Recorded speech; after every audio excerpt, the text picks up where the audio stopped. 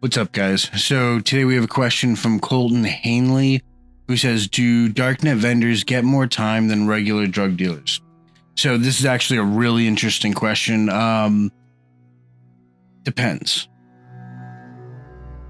So you have, in the federal system alone, you have 9 different circuits. I want to say off the top of my head, I could be wrong.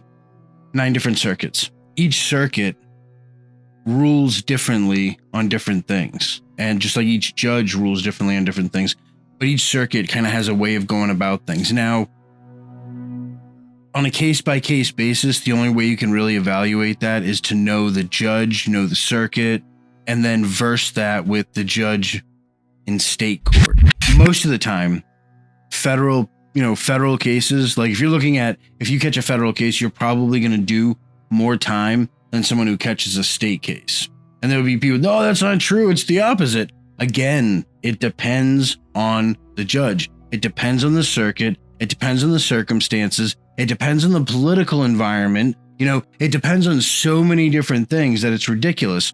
So, but like 9 times out of 10, from what I have seen, and I've known a lot of drug dealers and drug traffickers, like they're, at the end of the day, those federal cases, you're probably going to get more time federally. In fact, there's even a saying in the feds where it's like, if you get 10 years or less, you beat the feds. You have to think like minimum security in the feds.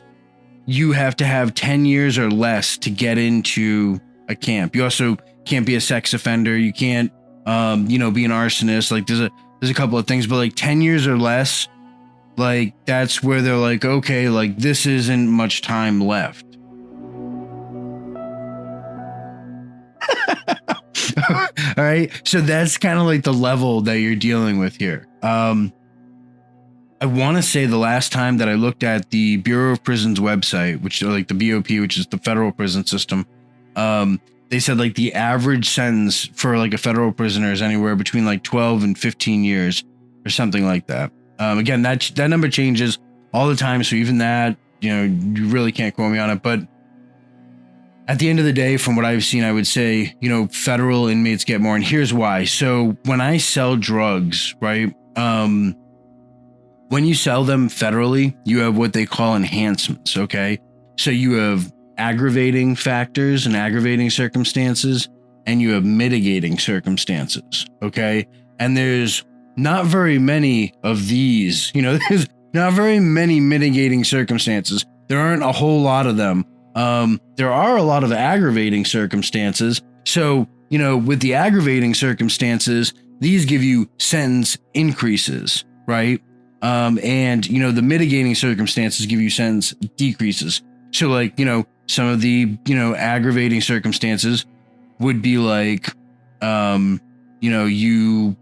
you did, you ran like your drug organization, from your residence, or you sold drugs online. It's called mass marketing.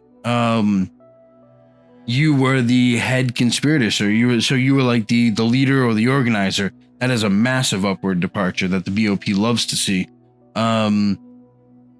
So you have, I want to say I had, like probably 2 or 3, maybe, I think it was like 2 pages, of aggravating factors, as opposed to like, mitigating. So like with mitigating, really the most popular ones you're going to see are like acceptance of responsibility, timely acceptance of responsibility. That's where like, you plead guilty before you go to trial. And they basically have that in there because it saves the government a ridiculous amount of money. Like if they have to get ready to go to trial, there's a ton of work that they have to do to prepare to go to trial. And that costs money.